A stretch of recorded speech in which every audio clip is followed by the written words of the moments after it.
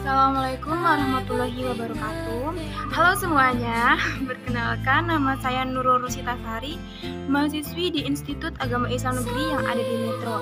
Pada kesempatan kali ini, kami dari kelompok 3 ingin membuat video pembelajaran mengenai hadis sumber ajaran Islam.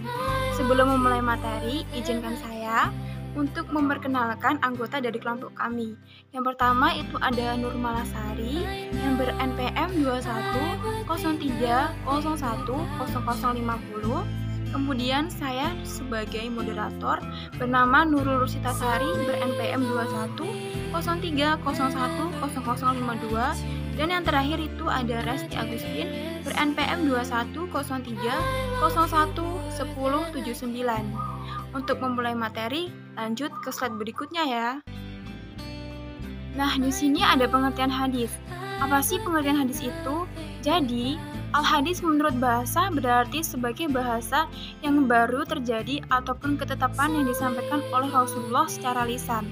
Kemudian, menurut istilah, hadis ini merupakan sesuatu yang datang dari Rasulullah, baik meliputi pengakuan, ucapan, dan perbuatan.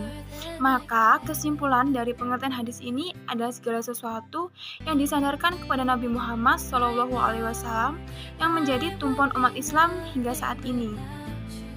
Selanjutnya, hadis ini juga dapat dibagi menjadi dua menurut ucapan, perbuatan, perkataan dari Rasulullah. Yang pertama itu ada hadis qauliyah atau hadis yang berupa ucapan. Hadis ini berbentuk perkataan atau ucapan yang disandarkan kepada Nabi Muhammad. Dalam perkataan ini bisa berupa tuntunan, petunjuk, peristiwa, ataupun kisah yang berkenaan dengan aspek akidah, syariat, maupun akhlak. Kemudian contoh dari hadis qauliyah ini ada hadis tentang belajar dan mengajarkan Al-Quran, ada hadis tentang persatuan orang-orang beriman, ada hadis tentang niat. Kemudian contoh yang kedua yaitu pengertian hadis takririyah dan contohnya.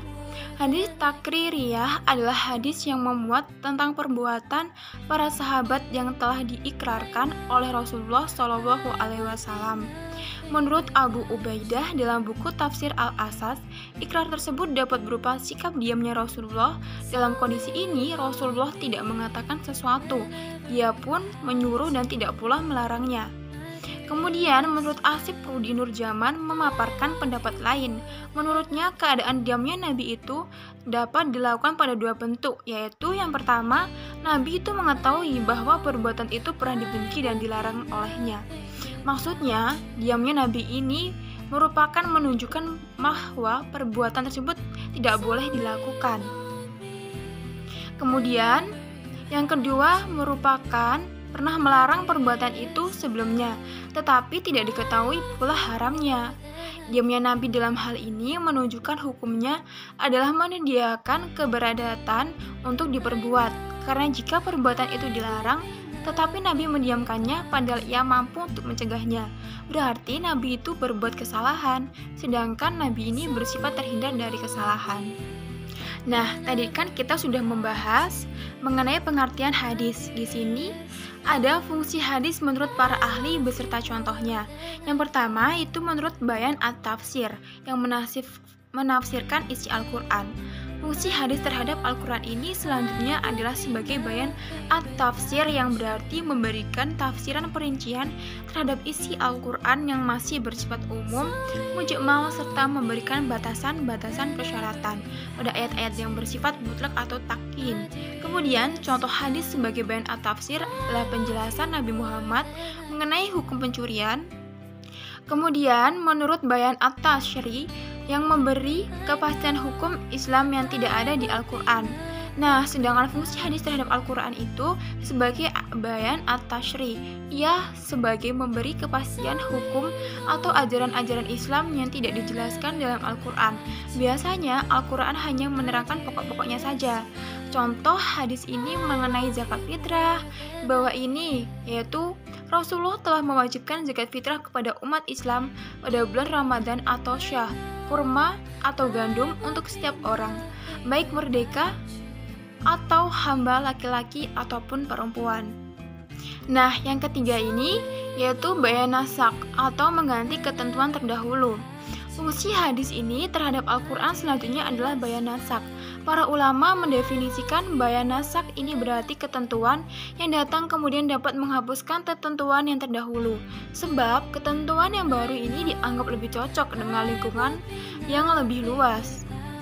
Contoh dari bayan nasak ini, tidak ada wasiat bagi ahli waris yang diwajibkan atas kamu apabila seseorang di antara kamu kedatangan tanda-tanda maut, jika ia meninggalkannya harta yang banyak, berwasiat untuk ibu, bapak, dan karib kerabat secara ma'ruf. Ini adalah kewajiban atas orang-orang yang bertakwa. Saya akan melanjutkan presentasi dari teman saya, Nurul Rusyita Sari. Yang keempat, sejarah kodifikasi hadis.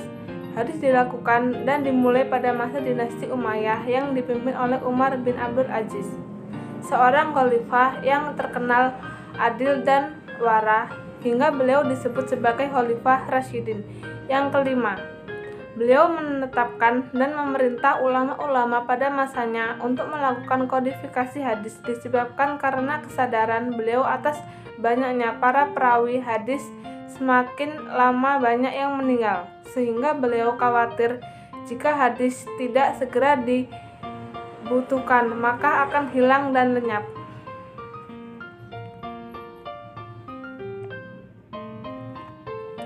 Periode pertama, periode pada zaman Rasulullah Shallallahu Alaihi Wasallam. Pada periode ini dikenal dengan masa turunnya wahyu dan pembentukan masyarakat Islam.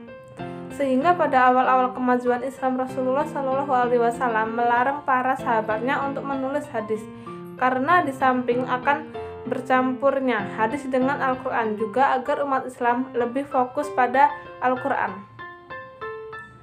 Rasulullah di lain waktu juga membolehkan para sahabatnya untuk menulis hadis, sehingga banyak di antaranya para sahabat yang memiliki sahifah hadis, di antaranya yang pertama, Abdullah bin As. Yang kedua, Jabir bin Abdullah al-Ansyari, Abdullah bin Abi Aufa. Yang ketiga, Samurah bin Jaudab. Yang keempat, Ali bin Abi Talib. Yang kelima, Abdullah bin Abbas. Yang keenam, dan Abu Bakar As-Siddiq. Jenis-jenis hadis. Hadis secara kuantitas dibagi menjadi dua, hadis mutawatir dan hadis ahad. Hadis mutawatir adalah hadis yang diriwayatkan oleh sejumlah orang pada setiap tingkat sanadnya, yang menurut tradisi mustahil mereka bersepakat untuk berdusta dan karena itu diyakini kebenarannya. Contohnya, hadis mutawatir maknawi Nabi Muhammad Shallallahu Alaihi Wasallam tidak mengangkat kedua tangan beliau dalam doa-doa beliau selain dalam salat istiqoh. Hadis ahad. Hadis ahad adalah hadis yang perawinya tidak mencapai, terkadang mendekati jumlah mutawatir. Contoh hadis ahad: telah menceritakan kepada kami Abdullah bin Yusuf, ia berkata, telah mengkabarkan kepada kami Malik dan Ibu Syihab dari Muhammad bin Jubair bin Mat'ami dari ayahnya, ia berkata, aku pernah mendengar Rasulullah Shallallahu Alaihi Wasallam membaca dalam salat maghrib surat Al-Tur. Hadis dibagi berdasarkan kualitasnya. Hadis sahih. Hadis sahih ialah hadis yang sanadnya bersambung, diriwayatkan oleh perawi yang berkualitas dan tidak lemah hafalannya. Di dalam sanad dan matanya tidak ada sad dan ilat, mahmud, tahan, dan taisir. Mustalahil hadis menjelaskan hadis sahih adalah setiap hadis yang rangkaian sanadnya bersambung diriwayatkan oleh perawi yang adil dan dabit dari awal sampai akhir sanad tidak terdapat di dalam sad dan ilahi. Hadis hasan. Hadis hasan hampir sama dengan hadis sahih, yaitu hadis yang rangkaian sanadnya bersambung diriwayatkan oleh perawi yang adil dan nabi, tidak terdapat sad dan ilah. Perbedaan dari kedua jenis hadis ini adalah kualitas hafalan perawi hadis hasan tidak sekuat hadis sahih. Ulama hadis sebenarnya berbeda-beda dalam mendefinisikan hadis hasan. Menurut Mahmud Tahan, definisi yang mendekati kebenaran adalah definisi yang dibuat Ibnu Hajar. Hadis dhaif. Hadis dhaif ialah hadis yang tidak memenuhi persyaratan hadis sahih dan hadis hasan. Dalam Majmah Bayuni disebutkan hadis hasan adalah setiap hadis yang kualitasnya lebih rendah dari hadis hasan adalah dhaif dan hadis dhaif. Memiliki banyak ragam. Dilihat dari definisinya, dapat dipahami bahwa hadis sahih adalah hadis yang kualitasnya paling tinggi. Kemudian di bawahnya adalah hadis hasan. Sekian, terima kasih. Saya kembalikan kepada teman saya, Nurmalah. Terima kasih kepada Saudara Resti. Selanjutnya saya akan melanjutkan tentang sumber hukum Islam. Sumber hukum Islam terbagi menjadi 3. Yang pertama, Al-Quran, hadis, dan ijtihad. Hukum adalah menetapkan atau tidak menetapkannya.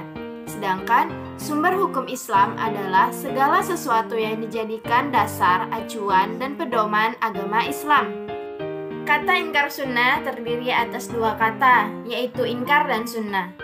Ingkar sunnah adalah orang-orang yang tidak mengakui atau mengingkari adanya al-sunnah dan al-hadis sebagai sumber hukum agama Islam. Adapun penyebab ingkar sunnah adalah 1. Salah dalam penafsiran Al-Quran. Yang kedua, adanya larangan yang notabene adalah sabda Nabi atau al-hadis. Yang ketiga, mereka merasa angkuh dan gengsi. Sejarah perkembangan ingkar sunnah terbagi menjadi 2. Ingkar sunnah klasik dan ingkar sunnah modern. Adapun ingkar sunnah klasik adalah 1. Awal masa Bani Abbasiyah pada tahun 750 sampai 1258 Masehi, yang muncul secara jelas kelompok kecil umat Islam yang menolak sunnah sebagai salah satu sumber ajaran Islam. Yang kedua, ingkar sunnah abad klasik hanya terdapat di Irak, khususnya di Basrah. Yang ketiga, kelompok ingkar sunnah klasik yang sulit didefinisikan dan lain-lainnya. Adapun ingkar sunnah modern adalah 1. Manetes di India dan di Mesir.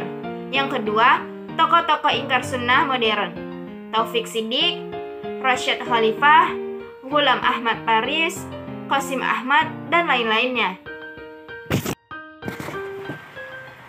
Adapun argumen ingkar sunnah terbagi menjadi 3. Yang pertama, argumen bersifat konkret dan pasti. Menurut Taufik Siddiq di Mesir dan Jami'iyah Al-Quran di Pakistan. Yang kedua adalah Al-Quran sudah lengkap.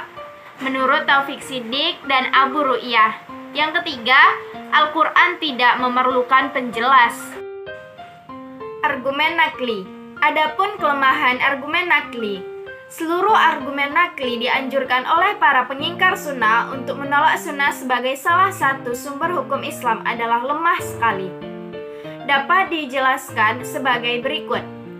1. Agal Al-Quran menerangkan adanya kewajiban tertentu yang sifatnya global.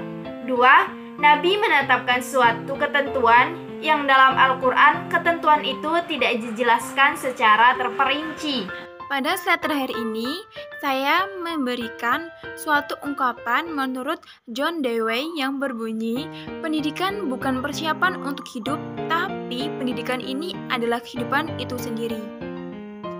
Nah, terima kasih buat teman-teman dan semuanya yang sudah menonton video pembelajaran kali ini. Kami harap video kali ini dapat menambah pengetahuan dan menambah wawasan teman-teman dan kita semua. Saya sebagai perwakilan dari kelompok 3 mengucapkan mohon maaf jika pada video pembelajaran kali ini ada salah kata, ada perucapan yang tidak mengenakan. Saya akhiri, wabillahi taufik wal hidayah. Wassalamualaikum warahmatullahi wabarakatuh. Terima kasih semuanya.